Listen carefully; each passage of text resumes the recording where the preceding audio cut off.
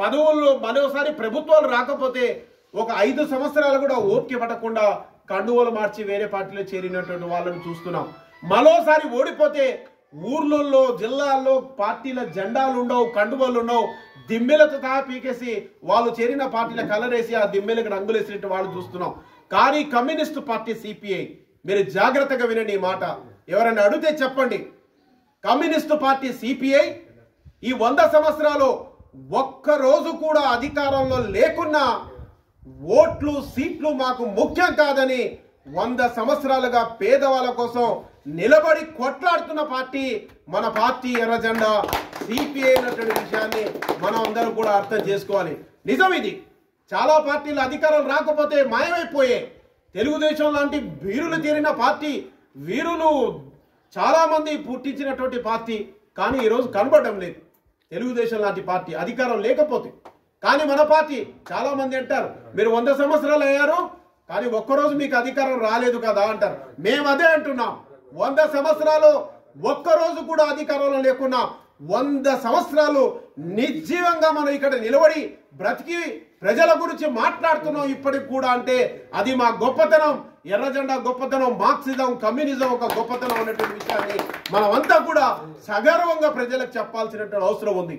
నీతి నిజాయితీతో పనిచేయాల్సిన అవసరం ఉంది. కాబట్టి కామ్రేడ్స్, అంత చరిత్ర గొల్లైనటువంటి ఈ ప్రాంతానికి సంబంధించినటువంటి ఈ 100 సంవత్సరాల ఈ సందర్భంగా ఈ మండల స్థాయిలో ఇక్కడున్న స్థానిక సమస్యలు, లేకపోతే ఈ మండలం ఈ గ్రామాలు ఎదుర్కొంటున్నటువంటి ప్రధాన సమస్యలను లేదా రాష్ట్రాల్లో ఉన్నటువంటి సమస్యలను తీసుకొని సెమినార్లు, సదస్సులు, ఇతర కార్యక్రమాలు చేయాలి. లేకపోతే ఒక పెద్ద కార్యక్రమం తీసుకొని రక్తదానము, ఇతర కార్యక్రమాల్లో సేవా కార్యక్రమాలలో మనం చేయాల్సిన అవసరం ఉంది. విపరీతంగా గోడ రాతలు రాయాల్సిన అవసరం ఉంది. ఫ్లెక్సీలు వేస్తే వారం రోజులు చెరిగిపోతాయి. లేకపోతే మనం ఇంకేదైనా మనం చేస్తే బ్యానర్లు కడితే అవి 2-3 రోజులు పోతాయి. కానీ గోడ రాతలు మనం రాస్తే కనీసం చాలా రోజుల పాటు ఆ గోడ రాతలు అలాగే మిగిలిపోతాయి. ఎవరికి కూడా వచ్చిన ప్రతి వాడికి అది కనబడుతుంది. కాబట్టి అలా గోడ రాతల పైన 100 ఏళ్లు నిండిన సిపిఐ శతాబ్ది ఉత్సవాలతో నిత్య యువకుడుల పోరాటాల్లో దూసుకుపోతున్న సిపిఐ, ఇంటింటికి సిపిఐ, లేకపోతే 100 సంవత్సరాల సుదీర్ఘ పోరాట త్యాగాల చరిత్ర కలిగిన సిపిఐ అన్నటువంటి విషయాలను ప్రజలకు తీసుకెళ్లాల్సిన అవసరం ఉంది.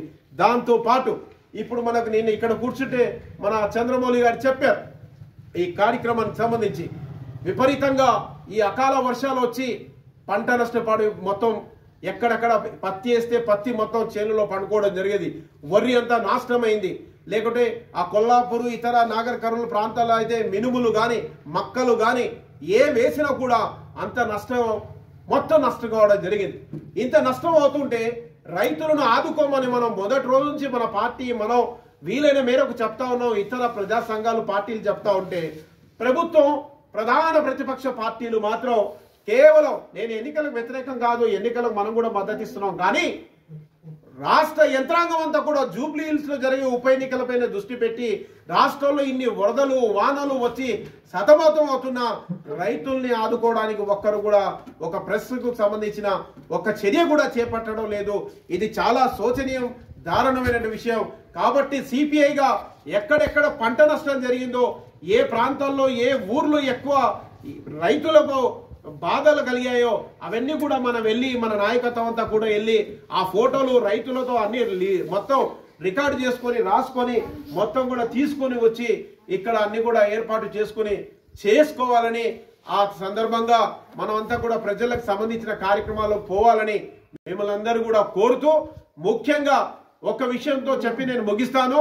2026 సభ్యత్వం ఇందాక బాలనరసింహ గారు చెప్పినట్టుగా డిసెంబర్ 25వ తేదీ అనేది 26కేమో బహిరంగ సభ ఖమ్మంలో. అంతకు ఒక్క రోజు ముందే మొత్తం ఫామ్ 1 ఫామ్ 2 అన్ని